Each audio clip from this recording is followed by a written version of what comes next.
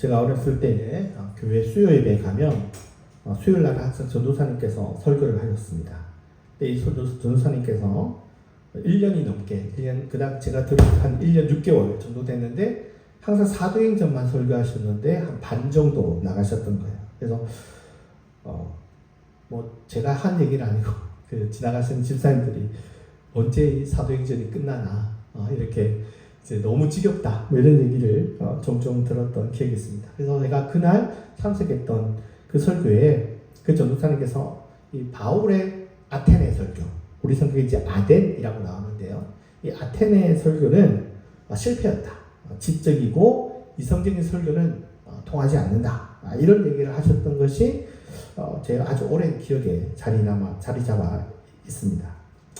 실제로 이제 그 많은 교회에서는 이 바울이 그리스 아테네인데요, 이 아테네 선교는 실패했다라고 얘기하는 경우들이 대다수 일반 교회에서는 종종 이야기가 되곤 하고요. 그래서 말씀은 어떤 지적인 토론으로 하면 안 된다, 어떤 지적인 어떤 무용성 이런 것들을 늘 아테네 이 설교를 통해서 예를 드는 것들을 종종 들었던 것 같습니다. 그래서 지적이나 철학적 논쟁을 해서는 안 된다라는 예로 늘 이 아테네 선교의 실패를 예로 들었던 예들을 종종 들었던 것 같습니다. 그래서 신학적 논쟁은 쓸모없는 논쟁이고 바울 같은 대석학도 실패한 거 아니냐. 그래서 우리들도 이런 이단들을 만났을 때 이단들과 뭐 논쟁하거나 또 어떤 신학적인 논쟁 같은 거는 가능하면 삼가야 된다라는 것이 교회가 이단을 만나거나 아니면 어떤 논쟁을 할 때의 기본적인 태도 같이 우리가 여겨지는 것들을 저는 이렇게 좀 들어왔던 것 같습니다.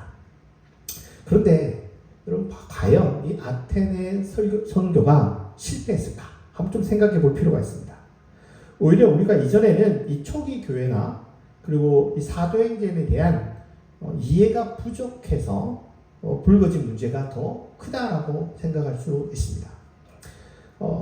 사실 신약이요, 완전히 그 기존의 패러다임을 바꾸게 된 것이 1979년, 1978년에 나왔던 한 책을 통해서 모든 우리가 알고 있던 지금 교회에서 듣고 있는 어떤 신학적인 패러다임이 완전히 무너졌다고 할까요?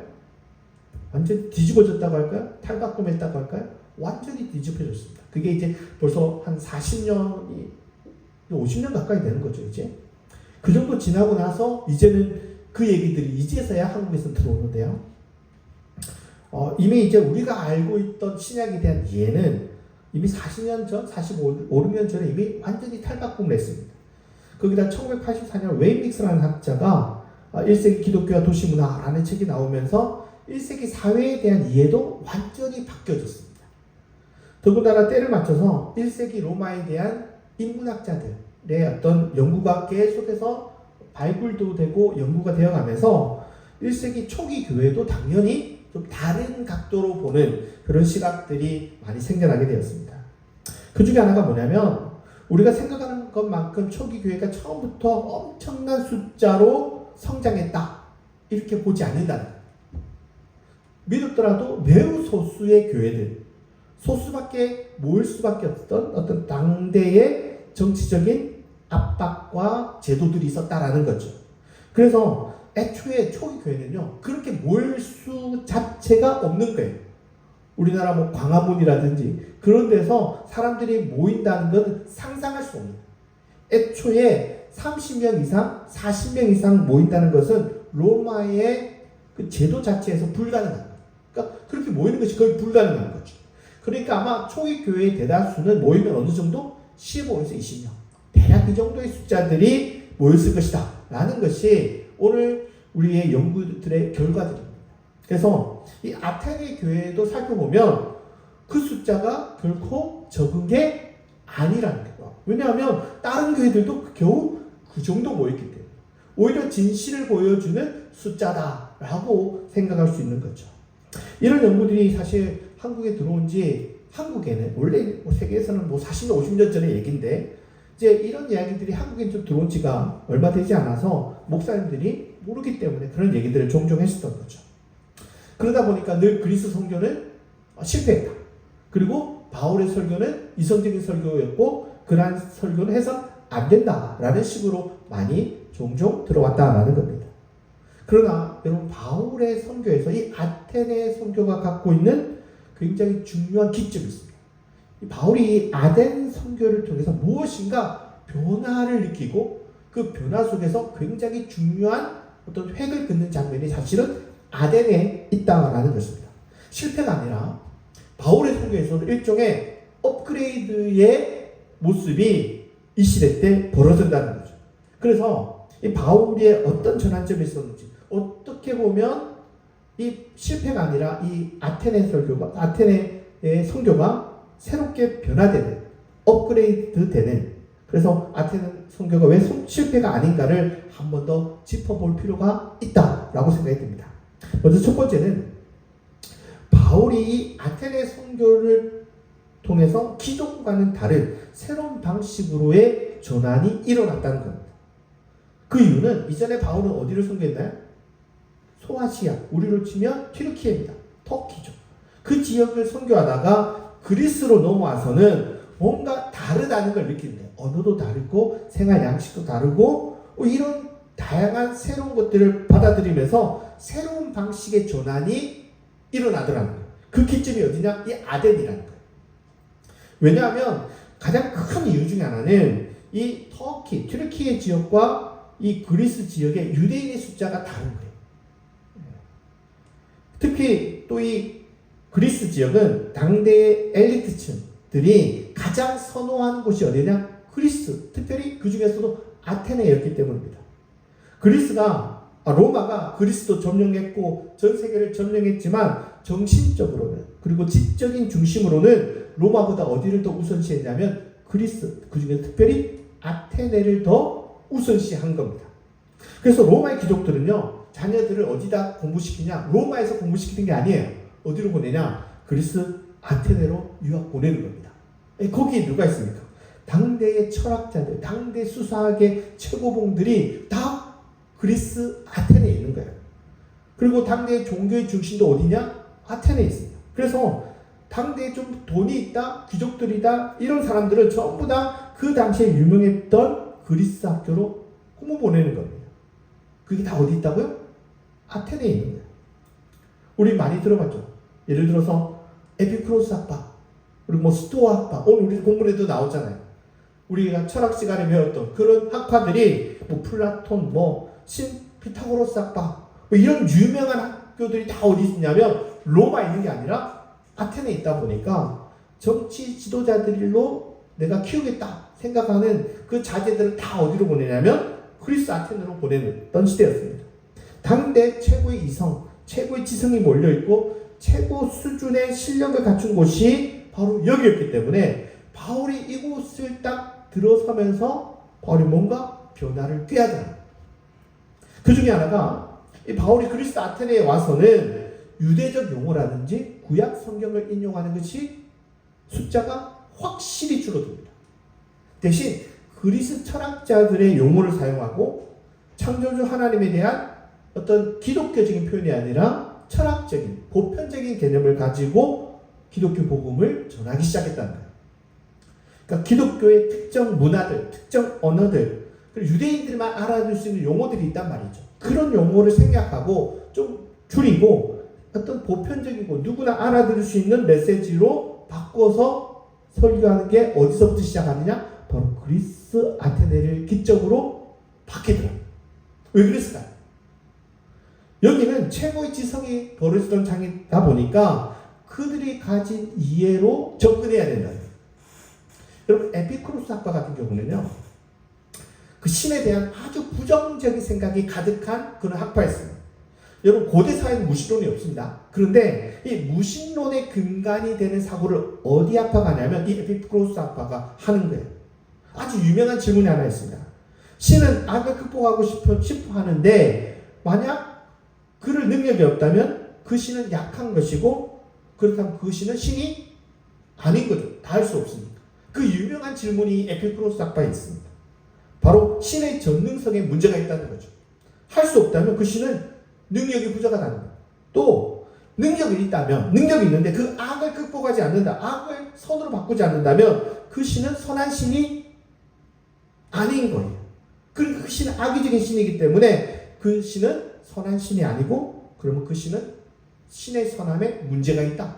아주 유명한 그 논제가 바로 이 에피쿠로스 학파에 있습니다. 그 외에도 그 신이 그럼 악을 몰랐다? 그러면 전지한 것에 문제가 있다든지 여러 문제에 대해서 문제를 제기합니다. 신은 선하며 악을 막을 의지도 능력도 있는데 그럼 왜 약이 존재하냐? 이 세상에 왜 고통이 존재하냐? 그렇다면 신이 존재한다고 말할 수 있는가? 어찌 보면 그 결론은 신이 없다라고 생각으로 갈 수 있지만 그 시대 때는 그게 있다고 없다고요? 없는 거예요. 무신론의 개념이 없습니다. 왜? 온 세상의 천지가 신이에요. 그러면 그들의 결론은 뭐냐면 에피쿠로스는 신은 존재하는데 그 신들을 인간 세계에 개입하지 않구나. 이게 그들의 생각이었습니다. 그러니까 이런 사고를 갖고 있는 사람들에게 바울의 설교가 어떻게 접근하냐? 그들의 방식으로 접근하는 거예요. 그들의 생각의 사고의 방식으로 접근하는 거예요. 특히 스토아 학파 같은 경우는 신성을 우주적 이성이다. 그게 우리가 잘 아는 표현이 하나 있죠. 성경에 나오는 표현이 로고스입니다. 바울은 이런 로고스의 표현으로 다가가는 거예요. 그래서 다양한 신에 대한 각자 학파들의 각자 사람들의 이해가 있었기 때문에 이들을 설득하기 위해서는 그들의 언어, 그들의 철학, 그들의 사고를 통해서 전달하는 방식으로 바꾸는 거예요.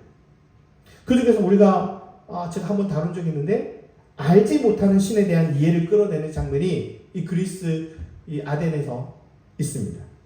제가 부활절 설교 때 이 알지 못하는 신에 대해서 한번 다뤘던 적이 있는데요. 그리스 신의 위계에는요, 신의 위계가 있다라고 말씀드렸습니다. 그 중에서 제일 높은 A 영역에는 궁극의 신이 있고요. 그 아래에 우리가 잘 아는 B 영역에는 올림푸스의 신, 뭐 제우스나 포세이돈이나 하데스 같은 아주 유명한 신들이 이 B 그룹에 있고요.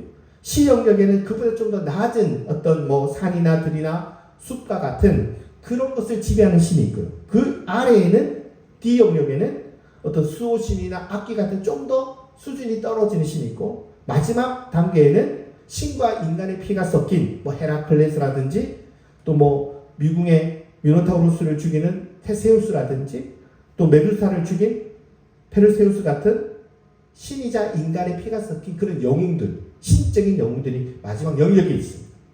그런데 이 A 영역, 궁극의 신에 바울이 얘기하는 그 알지 못하는 신, 그 신이 바로 최고의 A 영역에 포함된다는 거죠. 보통 우리가 생각할 때 알려지지 않는 신 이러면 아주 하급 신이라고 생각할 수 있는데 그렇지 않다는 거예요. 오히려 알려지지 않는 신이 오히려 더 높은 위계의 신이라는 거예요. 특히 이런 재단이 있는 이유는 질병이나 기근으로부터 자신을 보호하기 위해서 제사나 의식을 통해서 어떤 신을 달랜단 말이에요. 그런데도 여전히 이 문제가 안 풀려요. 그러면 실수로 빼놓은 더 높은 위에 있는 그 궁극의 신에 대해서 우리가 빼먹을 수 있으니까 그런 문제가 해결이 안 되기 때문에 그런 더 유한하고 더 대단한 그 신에 대한 궁극적인 그 신에 대한 제사가 필요하다고 생각한 거예요. 그래서 이런 알려지지 않는 그 신들의 위상이 있다라고 믿었던 거예요. 바울이 최고의 신의 영역을 다루는 거예요. 하급 신을 얘기를 하는 게 아니에요. 최고의 신이 있는데 그 진짜 최고의 신이 사실 너네 누군지 알아? 알려지지 않은 그 신이 누군지 알아? 누굴까요? 하나님. 바울이 이렇게 접근하는 거예요. 너희를 몰랐지? 이 세상에 해결이 안 되고 그 고통의 문제가 해결이 되지 않을 때 너희들이 이런 모를 그 신들에게 구했을 때 그 최고의 영역에 있는 진짜 신이 바로 하나님이야. 그걸 저 아레오박 언덕에서 설교한 겁니다. 보통 초신자가 교회 오면요, 교회 용어가 굉장히 낯설죠. 저야 뭐 이렇게 모태신앙이다 보니까 뭐 이런저런 소리를 들어도 뭐 모르면서도 아는 척 하지만 정말 처음 교회 온 분들은 형제님, 자매님, 집사님, 뭐 장로님, 뭐 복음, 거듭남, 영생, 뭐 초림, 재림, 이런 얘기를 딱 듣다 보면 무슨 소린가? 정말 교회의 문턱이 높다라는 거를요, 그 용어를 통해서 딱 느끼는 거예요. 그런데 이런 문턱을 정말 바닥을 낮춰서 최하로 낮춰서 당대 그들이 이해할 수 있는 사고로 복음을 전했다는 겁니다. 이상한이라는 교수님께서요, 이분이 만약에 바울이 이스라엘 신 여호와 야훼를 믿으십시오. 예수님이 그리스도입니다. 그리스도의 로마 신들은 다 허구이니 다 버리고 오직 예수 신앙, 그 신앙을 취하십시오 라고 외쳤다면 아무도 그의 이야기에 귀 기울이지 않고 단절되고 복음 전파는 그리스 전 지역에서 실패했을 것이다 라고 얘기를 하더라고요. 그런데 바울이 다신론자들, 철학자들, 그들이 이해할 수 있는 언어로 그리고 개념으로 활용해서 복음을 선포했기 때문에 우리가 아는 그 유명한 교회들이 성공할 수 있었다는 거예요. 오늘 우리 사회가 무속에 굉장히 심취해 있는 것 같습니다. 대통령만 무속에 심취해 있는 게 아니라요. 여러분 TV만 켜도요. 그들이 무속신앙에 대해서 어떤 거부감이 있어요. 그럼에도 불구하고 내가 무슨 소리를 들었더니 다 맞추더라. 이런 얘기를요. 정말 저는 종종 봅니다. 어떤 연예 프로에 아예 무속인들이 출연해서 내가 누구의 점을 쳤는데 그 사람이 대통령이 됐더라. 아니면 어떤 연예인의 그 숨겨진 어떤 것들이 이 무속인들이 딱 얘기해서 깜짝 놀라면서 어떻게 그걸 하냐. 내가 아무도 몰랐던 걸 어떻게 하냐. 이런 프로들이 얼마나 많이 나올지 모릅니다. 우리가 생각보다 무속이 훨씬 더 가까운 거예요. 그래서 이상한 교수는 이 무속인들과 대화할 때 오히려 무속인들을 존중하고 대화할 수 있어야 된다라고 얘기를 하더라고요. 그래서 이분이요, 이분이 예전에 어떤 우리 같은 경우에 예전에 무속인들을 만나면 항상 어떻게 하라고 교회에서 가르쳤습니까? 호통치고요, 꾸짖고요, 함부로 대해도 되는 마치 그러한 거로 우리는 항상 대해라라고 아니면 대화를 끊어버리든지 그렇게만 배웠잖아요. 대화를 불가능하게 했단 말이에요. 너네들은 다 우상이야, 가짜야, 지옥가, 다짜고짜 말해가지고 소통이 애초에 단절됐어요. 근데 그렇게 대응하지 말고 무속인도 다 구원의 대상이라. 사실 따지고 보면요, 그리스 로마 사회가 다 뭐예요? 다 무속인이에요. 다. 아니 무속인만 무속인이 아니라 그냥 모든 당대의 사람들은 다 신교신앙이에요. 무속인들이에요. 다. 그러면 우리 바울은 그들에게 뭐로 전했어요? 무속의 방법으로, 그들의 사고의 방법으로 전했다면 우리도 무속에 대해서 알아야 되지 않냐. 아무것도 모르고 어떻게 접근하겠냐. 그러면서 이분이 그 신들, 전 몰랐어요. 무속에 그렇게 신이 많은 줄 몰랐어요. 근데 신들을 한번 제가 한 100분의 1000분의 1인데요. 옥황상제, 천지왕, 천하문장, 칠성신, 견우, 직녀 다 신입니다. 우레장군, 옥녀부인, 단군, 동방산, 정말 수백 명의 신들입니다. 그런 걸 알아야 복음도 전해줄 수 있다는 거예요. 이분이 미국에 사시거든요. 근데 이분의 그 미국에서 K 미신이라고 그 책을 한 권 냈는데 이분이 미국 아마존에서 이미 기독교 교육 서적 1위도 했습니다. 사실요, 여러분 50년대, 60년대의 소설만 봐도요 대중이 이 말을 압니다. 근데 우리가 그 70년대부터 우리가 이제 몰라요. 저만 해도 모릅니다. 근데 여러분 50년대 이전 소설을 막 읽어보면요, 이런 무속적인 용어들이 굉장히 많이 나요. 그럼 그 얘기는 뭐냐면 당대 사람들은 그걸 다 알아듣는 거예요. 우리는 모를 뿐이지. 뭐 달에는 항아가 살고, 잘 모르시죠 여러분 이런 거. 그러니까 바울은 그들의 언어, 그들의 표현으로 접근했다는 거예요. 이교도 전통의 복음을 복음 소통에 접촉적으로 삼아서 전도했고, 그래서 회신자가 나왔다는 거예요. 우리가 무속까지는 그렇게까지 공부 안 한다 할지라도 보편적인 소통 방식은 생각할 필요가 있는 거예요. 무조건 단죄라고 잘라낼 게 아니라 지금 한국 사람들 보세요. 전부 다 무속입니다. 그렇다면 우리들도 좀 바울 같은 자기 변신도 생각해 볼 필요가 있는 거죠. 대화해야 되는 겁니다. 두 번째로 바울이 늘 토론하고 설득하는 인물이었다라고 생각하는데 사실은 그렇지 않습니다. 이 토론이라는 디알레고마이라는 이 단어가요, 이 아테네 이전까지는 바울의 용어에서 잘 사용되지 않았습니다. 그런데 바울이 아테네 선교를 기점으로 해서 선교할 때는 항상 토론이라든지 대화라든지 설득이라는 용어가 계속해서 나옵니다. 그 얘기는 뭐냐면 이때부터 바울이 설득하고 토론하고 대화하기를 시작했다는 거예요. 그래서 17장에는 8번이라는 토론이라는 단어가 나오고요. 바울이 이 성경을 통해서 뭔가 토론의 중요성, 대화의 중요성, 설득의 중요성을 그 효과를 깨달았다는 겁니다. 여러분, 토론을 통해서 결국 낳는 게 뭘까요? 설득시키는 거죠. 상당수의 그리스도인들이 토론하고 논증하고 설득하는 것이 무의미하다라고 생각하시는 분들이 많습니다. 그래서 복음이 캐리그마는 선포하는 거다. 선포만 하면 되지 무슨 설득이냐 이런 얘기를 하시는 분들이 많았습니다. 오직 기도와 어떤 금식이나 어떤 감정적인 그런 것들이 중요하지 지적인 대화, 지적인 토론은 불필요하다. 이게 한국교회가 계속해서 해왔던 행동이었습니다. 그러나 오늘날 우리 한국교회는 정말 지식의 배움이 필요한 시대입니다. 너무 절실한 시점입니다. 한국의 기독교가 얼마나 무지한 길을 걸어가는가 우리가 너무나도 잘 발견할 수가 있는 거죠. 남의 이야기를 듣지 않고 내 얘기만 하고 그것도 논리적이고 이성적인 사고도 아닙니다. 아주 무대뽀적인 내 생각만 계속해서 쏟아내는 겁니다. 그런 것을 통해서 한국 기독교가 얼마나 부끄러운 모습을 드러내는지 모릅니다. 바울은 이 아테네에 와서 이성적이고 토론하고 설득하면서 이 토론의 중요성을 절실하게 느꼈던 겁니다. 근데 우리는 이러한 관계가 없는, 이러한 과정이 없는데, 우리 맨날 한 얘기가 뭡니까? 너 성경 몇 번 읽었냐? 너 성경 몇 번 썼냐? 요즘도 썼냐? 써면 다 아는 것처럼 생각해. 그리고 기도 몇 시간 했냐? 금식 얼마나 했냐? 이거로 신앙을 재지.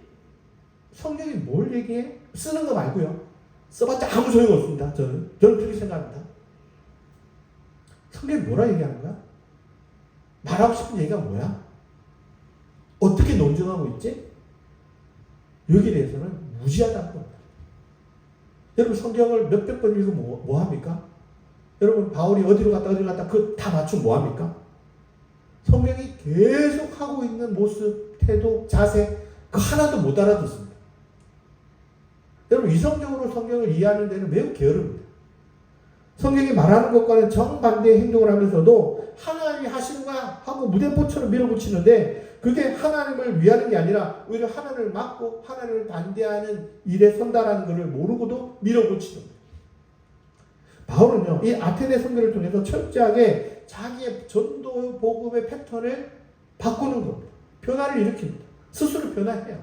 당대의 헬라 철학도 이용하고요. 당대의 다신교 신앙, 그 신앙을 가지고 보세요. 오늘 대화는 보세요. 너네들이 알고 있는 신앙, 진짜 그 책 꼭대기가 누구 있는 줄 알아? 유일신 하나님이야. 다신교 신이 아니야. 그들의 방법을 통해서 복음을 전하고 있는 겁니다. 바울이요. 이 아테네 선교가 실패한 게 아니라 아테네 선교를 통해서 완전히 변합니다. 오늘 한국교회의 약점이 뭐냐면 논증하고 토론하고 이 정당성을 살피는 작업을 등한시하면서 우리가 이런 문제들을 계속 키워왔던 거예요. 바울은 아테네 선교를 기점으로 토론, 논증, 설득의 중요성을 알고 변화를 꾀했는데 바울조차도 변화를 시도했는데 이러한 것들은 오늘 우리가 배워야 될 어떤 지점이 아닐까 싶습니다. 우리가 좋은 걸 배우면요. 어떤 나쁜 게 자연스럽게 보여집니다. 좋은 배움을 얻는데 우리가 게으르지 말아야 됩니다. 또 우리가 또 하나 더 놓치지 말아야 될 거는 바울이 지금 이 아테네 선교에서 만난 사람들입니다. 34절 한번 읽겠습니다. 시작.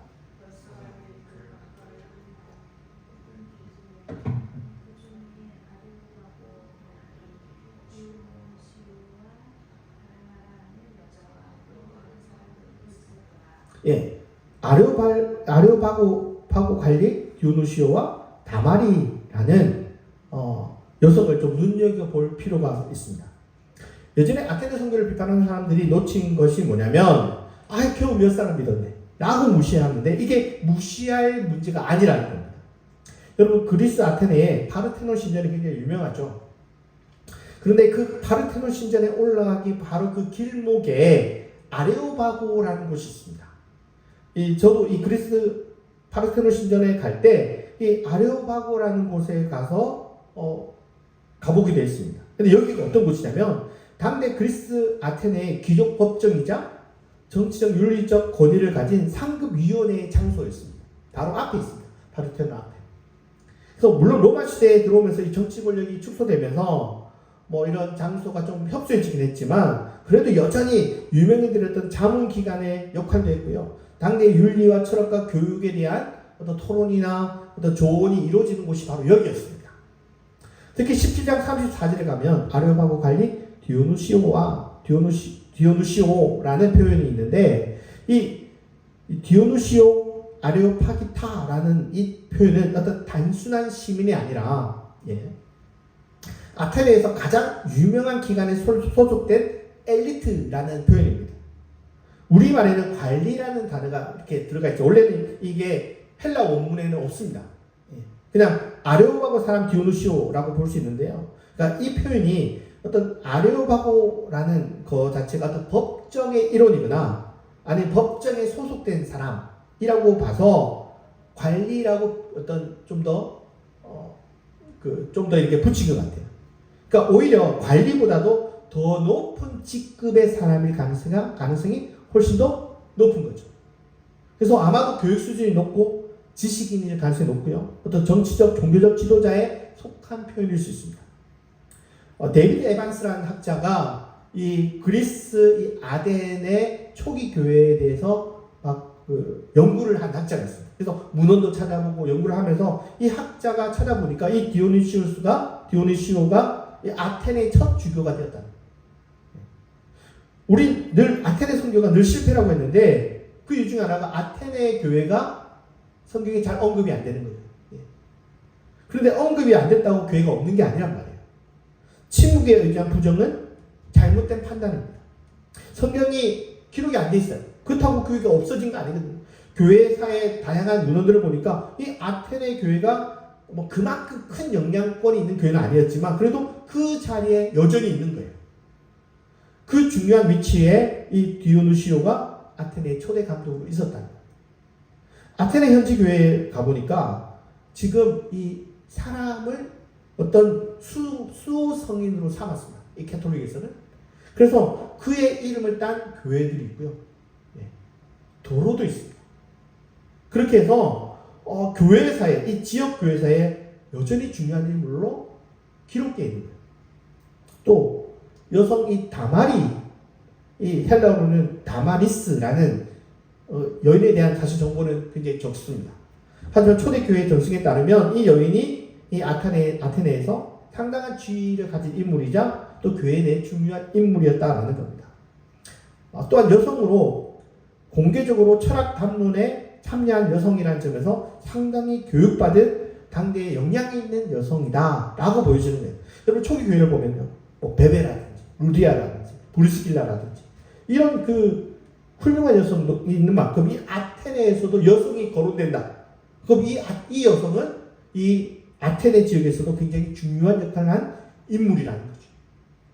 이 아테네 교회 전승에 따르면 이 다마리스는 바울이 고린도 교회를 방문할 때마다 찾아가서 열정과 열심히 지도를 받았고 또 날마다 복음을 전했던 바울의 제자라고 전해주고 있습니다. 그러니까 여성 지도자의 또 다른 사례라고 할 수 있는 거죠. 단 2명의 이름이 기록되었을 뿐이지만 이 2명이 결코 가벼운 인물이 아니고요. 이 아테네 교회가 계속해서 세워지고 존속하는 데 있어서 큰 역할을 한 인물이라는 점에서 이 아테네 선교가 실패가 아니었다는 겁니다.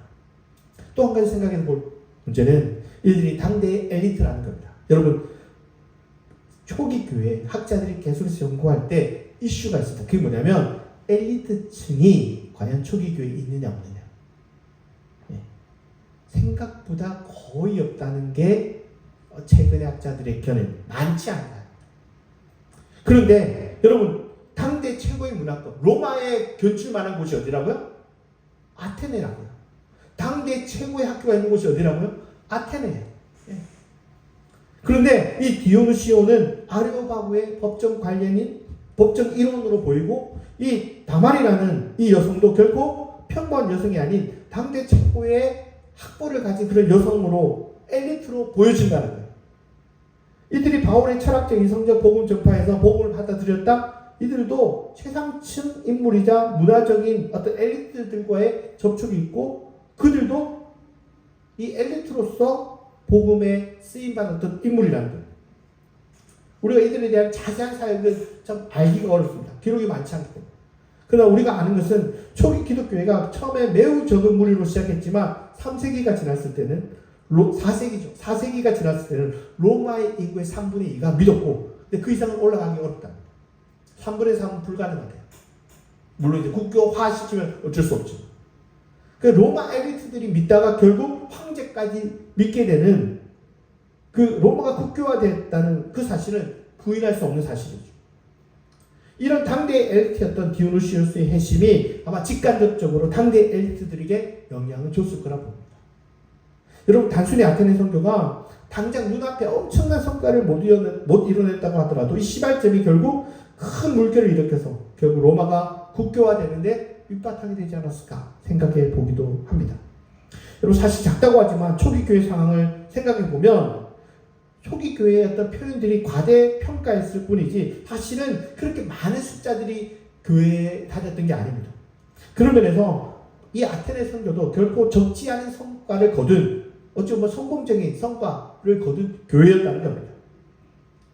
우리가 흔히 아테네 선교는 실패했다? 그렇지 않다는 거죠. 오히려 바울에게서는 새로운 전환점, 기점이 일어나는 곳이고, 또 바울의 선교의 전략이 바뀌는 지점이자 또한 어떤 엘리트를 만나는, 그래서 엘리트 선교에 있어서 굉장히 중요한 지점이 바로 이 아테네 선교였다라는 겁니다. 그래서 바울의 아테네 선교를 보면서 우리가 이 아테네의 바울의 모습, 그리고 이 해신자들을 눈여겨볼 필요가 있는 겁니다.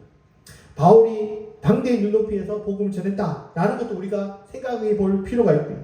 오늘날 교회가 세상과의 눈높이가 어떤 다른 그런 우리 시대의 복음의 눈높이, 교회의 눈높이를 당대의 시각으로 접근할 필요가 있다라는 것도 생각해 볼 필요가 있습니다. 또한 적은 숫자가 아무 의미가 없는 게 아니라는 것. 오히려 작은 숫자가 엄청난 반향을 일으킬 수 있다라는 것을 생각해 봄직도 합니다. 여러분, 잘 아는 얘기가 있잖아요. 나비 효과. 나비의 날개짓이 뉴욕에 태풍을 일으킬 수 있다. 이런 것처럼 여러분, 사소한 작은 변화가 결코 사소하지 않다는 겁니다. 여러분, 그리스 선교가 여러분 사소하고 실패로 볼 게 아니라 가볍게 볼 게 아니라는 거죠. 오늘도 우리도 바울의 변화만큼 변화에 유연해 볼 필요가 있습니다. 그리고 내가 있는 위치가 작다 하더라도 결코 작지 않습니다. 나의 자리, 나의 위치, 나의 삶이 그 조그만 모습이 아무 의미가 없는 게 아니라 누군가에게는 큰 의미로 다가갈 수 있다는 것. 그걸 잊지 말고 우리들의 삶을 또 지탱해 나가며 살아가시기를 간절히 바라겠습니다. 기도하시겠습니다.